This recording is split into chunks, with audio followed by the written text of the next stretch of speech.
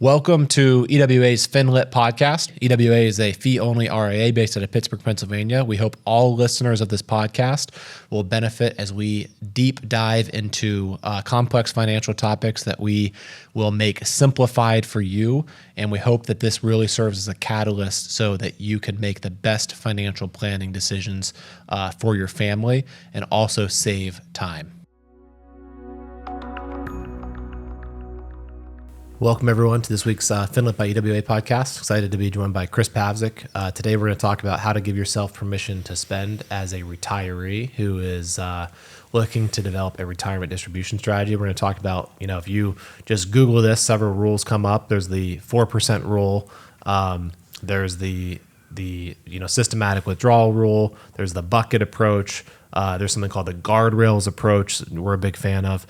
So there's many aspects of this. Some people say just put all your money into an annuity so you never have to, what's that thing called, sleep well at night philosophy. I see you're grinning there, Chris. Obviously not something we believe in, but so today we want to give what our perspective, because we've helped many clients transition into retirement and now are managing their retirement distribution strategy. So we want to give some perspective on the struggles, not from a money perspective, but really from the psychology perspective, and then how we've worked to get around this. We're encouraging clients to spend versus just, keep doing what they know, which is accumulating money. So, Chris, let's first talk about the issue, the common issue that we see. So I love the phrase, the best savers are often the worst spenders. Can you expand on that for us? Yeah, I think by nature, a lot of the people that we work with, they're good at saving, and that's a habit that you build over many years. You got to be disciplined to keep, saving, each year, and that's a habit that you build. So whenever you get to retirement, you're not working anymore, so you're no longer saving. And then to take it a step further, now you have to withdraw from that savings. So it's really uncomfortable for a lot of people, is what we see. Absolutely. And so it's two habits you're breaking. You're breaking the habit of, if you're someone that's like a successful physician or executive, so you've been saving your whole life, you go to retire, you have to break that first habit, which is catastrophic, like mentally. And then the second thing is you have to stop looking at your net worth grow and now start withdrawing from it, which is a second, we found almost impossible thing to do. Yeah. And causes a lot of strife between spouses, causes a lot of stress when, you've worked hard your whole life to enjoy a comfortable retirement. And now, don't necessarily even want to pass it to your kids because you helped them through college and post-grad and all these things. And now they're doing great. Mm-hmm. But it's often it's a huge paradox we see. And when you Google this, there's so many opinions out there. So let's first start with the 4% withdrawal rate. So just Chris, give us an example. Someone's got $3 million entering retirement. Historically, what is a 4% withdrawal rate meant? And then why is it 4%, if the market's doing 6, 7, or 8%, et cetera? Just set the stage for us. So if somebody has $3 million, that rule would tell us they could safely take out 120 a year from their portfolio. This is just an industry, what's almost become an industry benchmark with distribution planning. And like you said, if the market's doing 5, 6, or 7%, the thought is what you're taking out isn't enough to, what the portfolio is generating is enough to sustain what you're taking out plus maintain your principal and adjust for inflation. So just to use that example, if you got $3 million in a portfolio, so let's say Social Security is probably paying you and your spouse combined. If you're high income earners, let's say you've been maxed out in your Social Security, you're probably net of taxes and Medicare surcharges, you're probably pocketing like $5,000 a month, right? So after that's assuming taxes are being withheld. That's assuming Medicare and the IRMA is getting withheld as well. So $5,000 a month's coming in. So the 4% safe withdrawal rate would say, okay, I've got $3 million. I can take out 120, which would be 10 a month. After a blended tax rate, if that's an pre-tax IRA, Roth IRA, and taxable account, we're managing that properly. That's probably $8,500 a month of net of taxes, because we can take some basis out, some tax-free money out, and then obviously show income depending on tax brackets. So all in all, this person's collecting $13,500 a month. But the whole idea behind the 4% is, we need that portfolio to grow because we want that 4% to be off of a little bit of a higher number in the future. So as our groceries and our bills start getting more and more expensive throughout retirement, we can adjust for that. Right. Now, some problems we've seen with this. Now, this was built by someone named William Bangen. I was pronouncing his name right, but to give him the credit, that essentially tested this in the early 1990s based on historical market data. At that time, it showed that over certain periods of time, based on life expectancy at the time, that this worked. Now, what's happened since then is there's been some periods where we'll call them the really smart, like nerdy people, which we like to, think we're nerds as well. There's been periods over, longer periods because people are living longer. This was initially built off of a certain type of portfolio with some fixed income, and now interest rates have dropped, not recently, but if you look back a couple years. And so there have been some, periods where this hasn't worked, which has caused some people to say, well, what's a safe withdrawal rate? Is it 3%? Is it 3.2%? And then, you have TV personalities like Dave Ramsey, who's telling people they can withdraw 12% a year. Mm-hmm. And there's social media keyboard warriors going after each other over, what's right. Yeah. Is it 3.2? Is it 4? Is it 12? Mm-hmm. And just to address the 12 real quick, literally you could take Dave Ramsey's recommended portfolio, I think it's 4 funds, and you run that over a couple simulations, and you can see sometimes within 15 years, if you do that, you're totally out of money. Yeah. Depending. So that's absolutely. It's not. I can't even give him the credit. That's not advice. That's just him. Gaining his TV audience. It's not advice. It's just him. Vomiting information out that's not accurate. So, just to address, don't take 12% out if you're a retiree planning on. So, Chris, if you've got a good financial plan in place, is 3.2 a good number now, or is 4% a good number? What do we believe at EWA? I think in some cases it could be, but we take a dynamic approach, something called the guardrails strategy. So, essentially set a lower and an upper limit on those distributions, and then based on what the market's doing or what the portfolio is doing, do we need to adjust this up or down? Absolutely. So what I believe is a financial plan is really dynamic, and if you look at how many times your life has changed during your working years, you probably moved a couple times, changed jobs a couple times. The plan's got to change, and in retirement, it's no different. Just because you're retired doesn't mean okay. Here's our plan. It's never going to change. It's going to change. The market could go up 20%. Got to reevaluate, unless your goal is A, leave a ton of money to your kids, or B, become the richest person in the graveyard in history. Let's adjust that. Let's figure out philosophically how to spend more money. So a guardrail approach is something, it's a constant calibration. And so in normal years, we can take out 6%. So if you've got $3 million, we're encouraging you to take out 15 a month. But separate from that, we're saying let's have a complete fail-safe of years worth of safe assets. That could be cash, that could be treasuries, that could be, short-term duration bonds. And if we have to sell out of them, there's, not interest rate risk of us selling at a loss. Right. That could be cash inside of life insurance. And we found if you have that separate from your equity portfolio, 6, even 7% is completely safe. If you're able to skip a couple, 1 out of every 7 years, let's say, because the equity markets go down, we're able to skip that and pull from our safe money to let that recover. Well, now we have a 6 or 7% safe withdrawal rate, which we've tested this through 2020, which includes essentially a 50% drop in the S&P 500 during the tech bust of 2001, includes the global financial crisis of the housing crisis of 2008. This includes the Brexit. This includes trade wars. This includes the COVID drop of. So if you look at, that 20 years, there's so many big drops. Mm-hmm.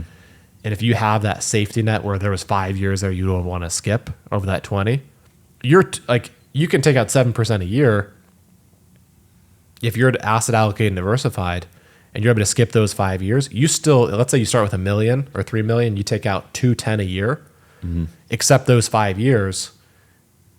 After the 20 years, you still have your entire principal in place. Yeah. Now we use 6% obviously to be conservative and not go 7, but just to prove a point, you can stress test this during. So essentially, our approach is dynamic. It's calibrated. We want to make sure that you have all risk recovered, and the risk, obviously, the number one risk is you run out of money. Right. That's never an option. We're going to make sure it's calibrated to that's never. We're not going to be the captain of a sinking ship ever. Mm-hmm. But the second risk is we don't want you to have regret when you're 90 looking back at 60 and say, why the heck didn't you tell me to spend my money? I don't want to leave money to kids or the government. Like, why didn't I take those trips or do those bucket list items? So that's also a failure. And then being stressed out of your mind over the 30 years, every year is also a failure. So we're really balancing those three aspects of let's make sure you're always financially secure. Healthcare could become a concern. Inflation could become a concern. Let's make sure there's no regrets in the future, and let's make sure we remove stress. And so to do those things, I don't think there's a one size fits all, but having a guardrail system, having a safety net to back up those bad years, and then having a consistent accountability system of conversation to make sure that your life is supporting your life by design can be crucial to make sure that you reach all those goals. Right. I'm sorry. I think that last part's the hardest part. Honestly, what you just said about the conversations too. I feel like with a lot of our retiree meetings, and correct me if I'm wrong, I think a lot of times we're trying to politely say that you could spend more and get pushback on that. Yeah, I think the all the stuff with having the safe backup, this 5-7 years worth, that's great. I think all of that's kind of like the table stakes. And then I think the tough parts, like managing the decision fatigue on like people, it's so uncomfortable psychologically to pull from the portfolio that I think that's the tough part, is guiding people to actually do something like, buy a house or a car, whatever it is.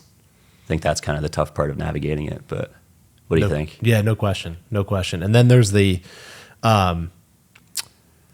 there's the whole conversation around the legacy. Mm-hmm. So typically we see, so let's just go through it like an example. Like I have a sample client here who, they've got a net worth of about 5 million and they're spending about 10 a month. Social Security is paying them half of that. So, off of 5 million, like they could easily pull, based upon this, like gross 20, 25 a month. What are they pulling? They're pulling 5 a month. Right. And so this one spouse wants to spend more. One spouse is loves seeing it grow. Neither of them really has a goal to leave money to kids or charity. Mm-hmm.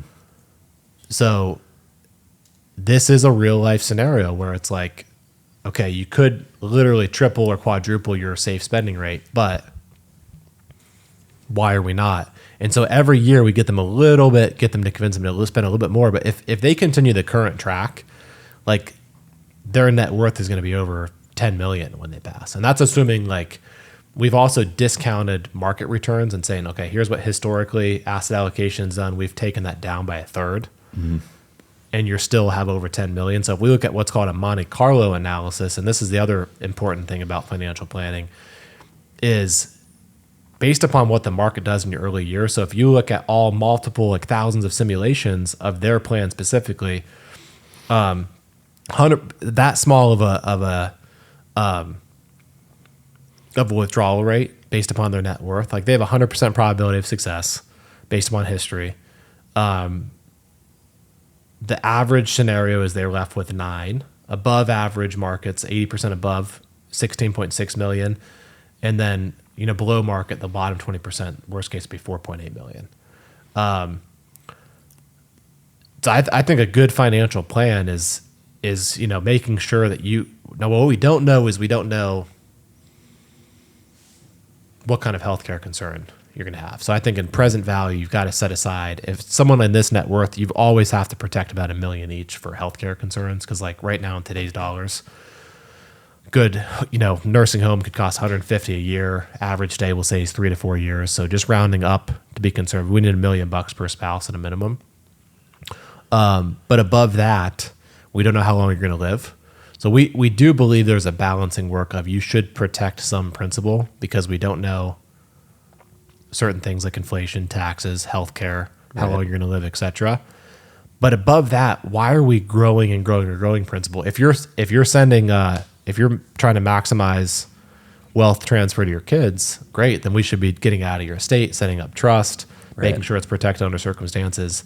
And if we're not trying to do that, then there has to be some difficult conversations and hopefully stress-free conversations about how to combine, this academic research and take the best out of it to apply it to changing market conditions. The guardrail approach, the bucket approach, combining those we found is not easy because it's a full-time job. And so obviously you would need to manage this yourself or hire an advisor.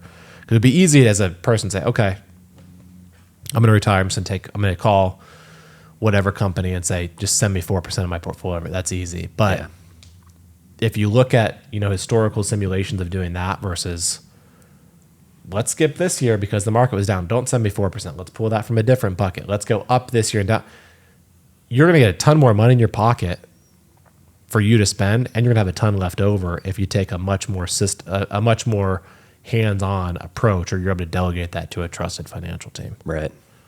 Yeah, totally agree. I think, there's so many ways. Like, it would be so easy to just kind of show up and check the box to a lot of these situations because these people, they're on track. Like you said, the Monte Carlo, 100%. So it'd be super easy to show up and say, here you go. Like, you guys are good. But I think an important thing, especially with retirement specifically, like your time's the only non-renewable resource, So it's like if we get to 90 and we look back with regrets, like that's, who cares if we have 10 million bucks in the portfolio? It's like, what was it even for? So I think having the intention or understanding the client's intention and helping them understand that themselves through asking good questions, I think is our probably most important job whenever it comes to working with retiree clients, other than making sure they don't run out of money, of course. But absolutely. Yeah. All right. So let's talk about some general rules of thumb, how people can position themselves for this. So let's just go through some real life examples. So first of all, the question is, what should my stock to bond ratio be? Yeah. I love that question because if you Google it, you'll get, let's Google it right now. So how should my portfolio be allocated at 65? I'm curious to see what it says. So it says 60% stocks, 35 bonds, 5% cash. So that's just kind of a blanket statement from this resource. It's the first thing that comes up before you even click on an article. So that could be the case, but like you were leading into earlier with the backup, I don't think that, and we as a firm don't think that your allocation should have anything to do with your age, but more so what's the context to your planning? What's your actual situation look like? So in your example of, if you have $3 million, you got to take out, say, 5 a month. We look at that. So at 5 a month or 60 a year. So we want to keep at least 7 to 10 years of that withdrawal. And gross it up for taxes. Yeah. So let's say that 80 a year. Right. Times 10 would be 800, right? Yep. So that's what we would want to keep in bonds, some cash equivalents, like you mentioned, cash value inside of a life insurance policy, anything that's not going to be extremely volatile. So real quick under that example, if someone's got 5 a month coming from Social Security and they just say, you know what, Matt, we're happy at 10 a month net of taxes. We've got $3 million, right? So that, if we just back of the napkin math and just went quick in my head, that person would want to be a 73% equity investor, 27% bond investor. Because 27% of 3 million would be 810,000. 810,000 would be 10 years of 80,000, net of taxes 60,000 a year. So literally, there's no time in history where if we'd asked allocate and diversify that it's taken, like, a portfolio's gone down and taken longer than 7 years to come up. So we have 10 years of like literally catastrophic, never seen before market volatility. Well, they're still able to live that lifestyle that they've told us is important. Right. Well, their equities are going up and never have to take a loss in that. And so, 60-40, and that would be, they'd be putting a lot of money on the table subject to inflationary risk, right, unnecessarily. I mean, they'd be so safe, and they'd still be able to have, 73 to 75% of their money in equities, no questions asked. Right. Which I guess if you're somebody that's not, like if you're doing it yourself and you're relying on Google, I guess that's a good, like, you're not going to get hurt if you're 64. You're not going to get hurt in terms of losing money, but you're going to get hurt in kind of robbing yourself a future, like, what you could have, I guess. And so, and the other thing too with that, Chris, is if that allocation recommendation is assuming that you have a proactive approach where you're choosing which bucket you're pulling from during market ups and downs. Yeah. If you're just like setting it and forgetting it, like, hey, pull out of all 9 funds I have every year the same amount. Yep. Then sure, set a 60-40 and do it, because that's like the lazy forget it approach. Yeah. And that's going to have a lower fail safe than a 75-25 if you're not executing it properly, which we found like 90% of the population is calling their custodian saying, I need $5,000 a month. And that custodian is just selling literally in equal shares across their funds. And like in 2022, that's a bad year. You shouldn't be pulling from a 10-year duration bond that just dropped 15%. You shouldn't be pulling from an equity fund that dropped 20%. That's where that cash comes into play. Yeah. That's where you should skip, let that portfolio recover, which it did in 2023. But most people took their 4%. And so they're realizing losses that year. Right. So that's a whole different ball game. But if you have a proactive monitoring of this, then we find the stock to bond ratio, there's no one size fits all. It's tell us, what are your goals for retirement distribution? What are your goals for, obviously financial security? What are your goals for legacy? That's how we back into your allocation and decision making on a year-to-year basis. Right. That makes sense. Yeah, absolutely. I know you guys did a episode, I believe, on target date funds. Like we've had people that have like a couple $1,000,000 in a target date fund that's just a blend of all these things. So you don't even have the option to sell out of what's performing well. You're just blindly selling. If you got $3 million in one target fund, which underlying holds 10, and you say I want $100,000 that year, they're going to sell out of all the underlying holdings to get you $100,000. Right. So you're naturally going to be selling some stuff high, some stuff low. First, if you hold that stuff individually, you can just sell the stuff high and let the low stuff recover. Yeah. Common sense, right? Okay, so let's talk about some other stuff. So how would one want to allocate their investments? Ideally to navigate inflation, we have equities historically that outpace inflation. To navigate tax risk, we always talk about the 2/3, 1/3 minimum ratio. So Chris, explain tell us what that means. With Roth versus pre-tax, right? Yeah, Roth or any other asset that will be available tax-free, like your basis or whatnot. Yeah. What is this and why is it so important? The 2/3, 1/3 approach. So ideally, if you look at the tax rates, it's a tiered structure. So the first, it goes 10, 12, 22, 24. So what we want to do is with those pre-tax accounts where every distribution is taxable to you as income, we want to ideally fill up those low rates with Social Security if you have a pension. And then depending or not if you're in RMD years, we want those taxable distributions to fill up the 10 and 12% and then avoid 22, 24. Or if we're not able to avoid the 22, at least avoid like the super high, like 32, 35% rates. So it's kind of it's a balancing act where before those RMDs start, we want to make sure that we have the right mix where we're not thrown into a high tax bracket or a high Medicare premium. Those IRMAA charges climb quickly. And then if you go from a happily married, 2-spouse retirement, one spouse passes, all those limits get cut in half. Right. But your income doesn't get cut in half because typically all that happens, like all the assets transfer over, your expenses don't get cut in half. Maybe they get cut down by 20%. Or maybe they go up. We've seen that as well, where some spouses like, oh, he was so frugal. Like now it's time for me to spend money. And so the expenses will go way up. But anyways, the only thing that drops off is like the Social Security payment for the one spouse. The higher of the two stays. So now we have half the runway for taxes, federal taxes, half the runway for Medicare, but we have a similar income. And we've seen can be some huge surprising, we call it the widow penalty, because then that surviving spouse ends up paying much higher Medicare taxes and much higher taxes unless they have the right planning in advance of that by having that 2/3, 1/3 ratio, at least 1/3 of money of their net worth in something that's available tax-free, whether that's Roth IRA, Roth 401k, mega backdoor Roth, or basis in a non-qualified account, or basis or loans through a cash value in a life insurance contract, et cetera, et cetera. Right. So, definitely a balancing act for sure. No question. So the other big mistake we see is clients get sold, not our clients, but I mean, before clients are our clients, annuities. So there's a reason annuities are sold. Typically they're not purchased. Now right off the bat, like if someone's spending $20,000, let's just talk about what an appropriate annuity would be. So fixed annuity that's joint with rights of survivorship with a 20-year period certain. At least here, you're giving a contract, giving your money to an annuity company. Typically, you want that annuity company to have a good book of business of life insurance and annuities because that way that company will be in existence. If people live too long, they're going to be paying people these annuity payments for too long. They're going to get hurt. But if they have life insurance on their books, then they're keeping that money, those premiums. They don't have to pay those death benefits out till later. So it's a way for the company to be diversified and no matter how long you live, et cetera. So Right. You want to make sure the company's obviously, AA, AAA rated, has a strong balance sheet, et cetera. But if you do this, typically the purpose of it would be, let's say you need to spend 20 a month, and like 10 of a month of your expenses are like non-negotiable. They have to happen. Like literally they're payments you have to make, utility payments, just basic lifestyle. And let's say Social Security is only giving you 5. Well, it may make sense to give away, if you have $5 million, a little bit of your portfolio to boost up that guaranteed income payment, which then your gap goes down.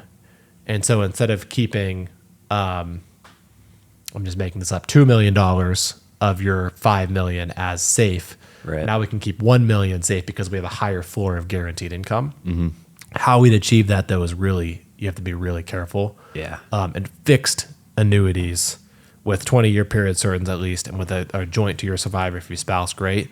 Where we find just typically steer clear of if they're indexed annuities that are sold, like, hey, put your entire portfolio here.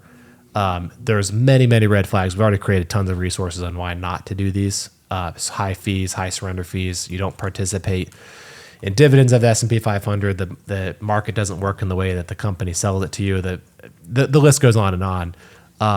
But would steer clear in general of moving any substantial amount of your assets into annuity of retirement. A little bit into the right kind of annuity, no problem with that. If it's in the context of a financial plan, if you have life insurance and annuity, you're playing both sides. If you live too long, you're protected. If you die too soon, you're protected. Those two coincide together really well. Yeah. And there's lots of academic research that those two together you can give yourself permission to spend other assets, because then if you live too long, you still have that income source. If you die too soon, the life insurance is going to pay, and that allows you to take more calculated risk and more heavier spending, kind of similar to the safe money. But taking a large amount of your assets, like more than 10 or 20% of your, and putting it into any kind of annuity, just right off the bat, that's a huge red flag, and would strongly recommend against that, because it's gonna limit your options and flexibility. Most of these they're not liquid once you do them, or there's huge penalties if you want to make them liquid again. And you're just limiting your optionality, your flexibility, all because some salesman told you you're gonna sleep well at night. Yeah. It's crazy, but just want to address it very strongly. And it's a very detailed conversation that we get onto on a case by case basis. But Chris, what are your thoughts on that? What you've seen in real life? I've seen that they're usually more often than not misplaced, unfortunately, because with working with retirees, I think, like, obviously the biggest concern is that I'm going to run out of money. So I think people prey on that. And like on paper, a lot of these annuities look good until you read into the fine print, specifically with the fees, and then caps so they're usually what's sold is the floor. What's called the floor is meaning, like, you can't lose more than X percentage, or you can't lose anything at all. And then they say, and then the upside's capped at X% too. And you're like, okay, that makes sense. But then these annuities generally have what are called mortality and expense fees, administrative fees, underlying investment fees, because these are annuities that still invest in sub-accounts. So those underlying investments have internal fees. And then there's rider fees, but the biggest one are surrender charges. And then, so oftentimes we've seen some of these are from 2% all the way up to 5% of just fees that you're getting sucked out of your account. And the biggest thing is, whenever, like you said, the purpose of this is your safe money. And a lot of times whenever you need it, you can't even get the money out, because there's limits on what you can take out. There's surrender charges if you need the money. So it sounds great in theory that you're preserving your money, but it comes back to, like, what's the intention of having safe money? And the purpose is to have it there when you need it. And oftentimes, the annuity checks the box of preserving capital, but it doesn't check the box of, like, liquidity, which is the whole purpose of having the safe money. So yeah, well, that's great perspective, Chris. So let's get into, like, what does a really good financial plan look like? So a retirement plan specifically. Yeah. So let's just pick doctors who are very heavily tied to their careers. They have tons of tons of respect for physicians. They spend, 4 years of undergrad, 4 years of medical school, 3 years of residency, maybe another 3 to 6 years of specializing. And so then they get into their careers in like their mid to late 30s. And so they've got this tight window. Then they have to really balance the demands of their patients, the changing landscape of healthcare. People are living longer, meaning, more care is going to become available. If you look at statistically, this 2024 is going to be like the first year, I believe, with more people over 65 than people under 50 in the U.S., which, people are having kids. No pressure, Chris, but no, I'm just kidding. But in all seriousness, if you look at the net worths of people over 65, like 85% plus of money in America is with people over 65. So you have to figure out, okay, where is money going to be spent? Well, healthcare is a huge thing. So the point is there's lots of demand on physicians. So they put all this time and effort and into their careers, they get to retirement. And so my advice is you have to put as much effort and time into thinking through your retirement as you did your career. Because if not, it's going to be so hard to get rid of that to shift your identity from what you know. Yeah. That demanding of time and resources, attention into not doing that and figuring out with your time what you're going to do. So you have to put in time. And if you don't do that, because a lot of times we find for physicians, like the money became a crutch, kind of a stress management system of like, oh, this day was really bad. At least I know I could retire. And so then the thought process becomes of like everything, I just have to protect that. Even when they retire, I have to protect it. I have to grow it. And no money will ever be enough. So with a good financial plan, I would describe as like have the guardrail systems in place, give yourself permission to spend. But the most important part is we need to create the next chapter. We need to create how are you spending your time? Maybe you're still working or giving your time in your career in some path because you want to, not because you have to. Yeah. Maybe it's more time with kids, grandkids. Maybe it's, having the tough conversations and realizing you go through a stage of go years in the first 5 to 10 years, and the slow go years, and maybe the no go years in the end. And no time is better than now to start, living your life that you put off for so long. Yeah. So the psychology aspect of giving yourself permission to spend is so important, but I can tell you having a strong financial plan that you can see on paper and talk to someone about consistently multiple times a year is going to relieve that stress as you're going through this huge identity shift of giving up everything to transition to the next part of life. So I would say a couple like rules of thumb. The 1/3, first of all, have a very crystal clear picture of how you're going to spend time. There's 24 hours a day. How literally detailed. What's my routine going to be? Because if you're a high income person, you've gotten there through discipline and routines, and so just going to the next stage with no routine or no idea can be catastrophic. And that's why I've seen some studies like people die within 2 years of retirement. Yeah. Let's avoid that at all costs. Right. So create that life by design. And then secondly, we need to get the technical aspect of this right. The 1/3, 2/3 tax ratio, the equity to bond ratio, the guardrail system in place, and someone to monitor that also with the years of backup money, and then someone to monitor that. And as you are helping your kids purchase their house, you're helping your kids get married, you're helping, you're doing that project on your house that you put off for the last 30 years. You're going on that big vacation, figuring out how to navigate those bigger expenses in the early years, all while making sure that you feel good. Your entire retirement from a health and a money temperature perspective is crucial. But the point is, it's an individual tailored plan, and it's not just a once set it and forget it. It's a constant calibration to make sure your money is supporting your life by design and you're not missing life because of the fear of what your money will or will not do.